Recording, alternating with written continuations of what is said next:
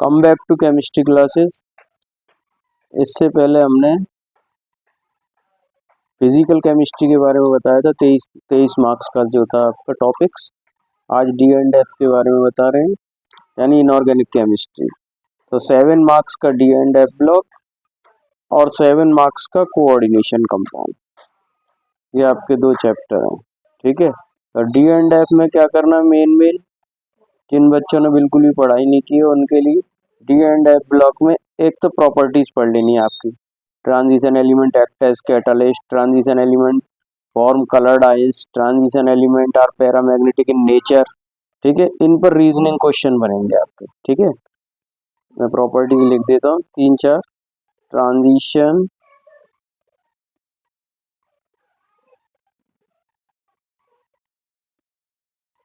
Element are paramagnetic in nature.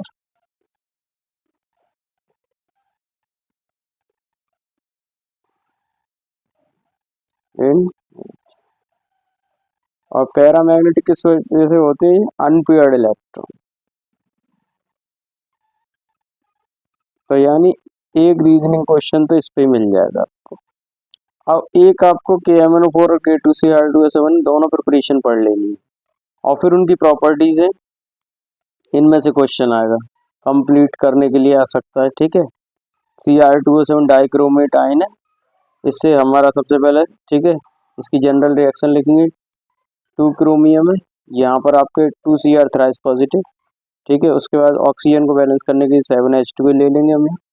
ठीक है, और 7H2O के बाद आपका 7 2 14, 14H पॉजिटिव यहाँ आ जाएगा, 5 इलेक्ट्रॉन से बैलेंस हो जाएगा। ठीक है, तो डी एंड एफ में 7 मार्क्स में ये चीजें करनी है आपको, इन्हीं में रीजनिंग क्वेश्चन बनेंगे, इतना पढ़ लेना। ठीक है, और उससे अगला आपका आता कोऑर्डिनेशन कंपाउंड, तो ये भी 7 मार्क्स का है आपका। कितने मार्क्स का है, 7 मार्क्स का। अब इसमें आपको क्या क्या पढ़ना बता देता हूँ। ठीक है, अब इसमें एक तो VBT थ्योरी पढ़ लेना,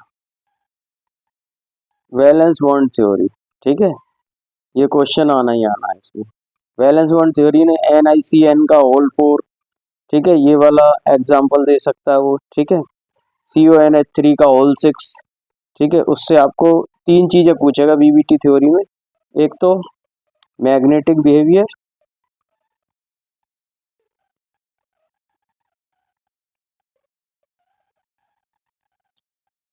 दूसरा आपसे पूछ सकता है हाइब्रिडाइजेशन, उसकी हाइब्रिडाइजेशन क्या होगी। ठीक है, तीसरी चीज उसमें क्या पूछ सकता है, मैग्नेटिक बिहेवियर हो गया, हाइब्रिडाइजेशन हो गया, ज्योमेट्री।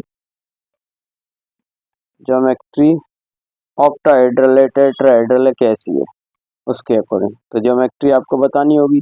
6 के लिए लिगेंड 6 होते हैं तो ऑक्टाहेड्रल बनती है। ठीक है, 4 होते हैं तो sp3, और या फिर बन सकती है DsP2। तो ये कंडीशन है DsP2 कब बनेगी।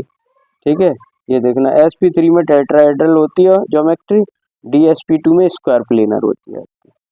ठीक है, तो ऑक्टाहेड्रल में आपकी बनेगी sp3d2, या बन सकती है d2sp3। ठीक है, ओके, तो ये 3 चीजें पूछी जाएंगी, ज्योमेट्री होती है। मैग्नेटिक बिहेवियर पैरामैग्नेटिक है या डायमैग्नेटिक है। पैरामैग्नेटिक 2 कंडीशन होती है, अनपेयर्ड इलेक्ट्रॉन होते हैं तो पैरामैग्नेटिक होता है।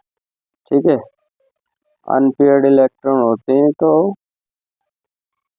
पैरामैग्नेटिक होता है,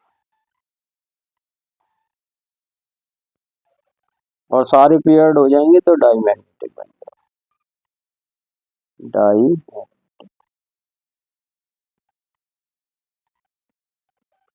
ठीक है, ये सारे पेयर्ड हो जाएंगे तो डायमैग्नेटिक बन जाएगा।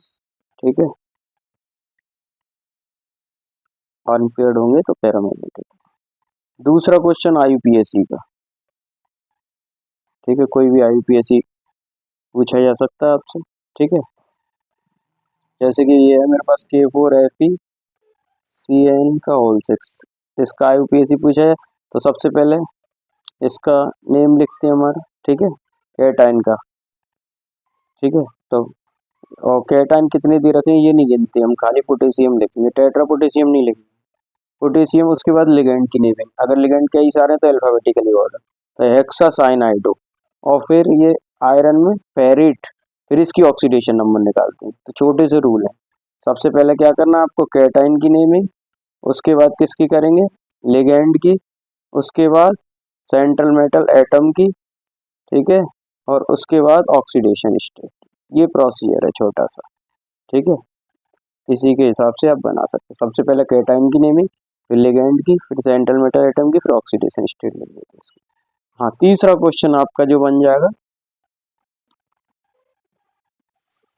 आइसोमेरिज्म। तो इसमें हमारा दो टाइप के होते हैं आइसोमेरिज्म, ठीक है, स्ट्रक्चरल और स्टीरियो।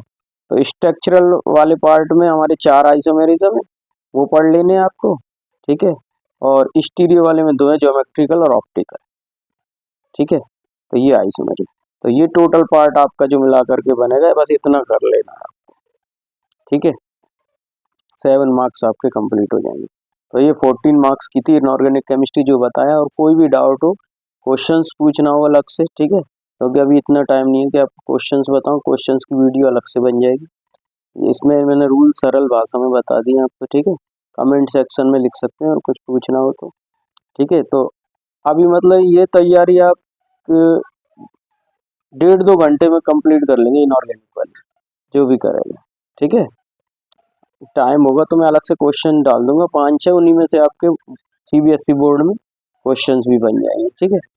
तो ये आपका यानी कोऑर्डिनेशन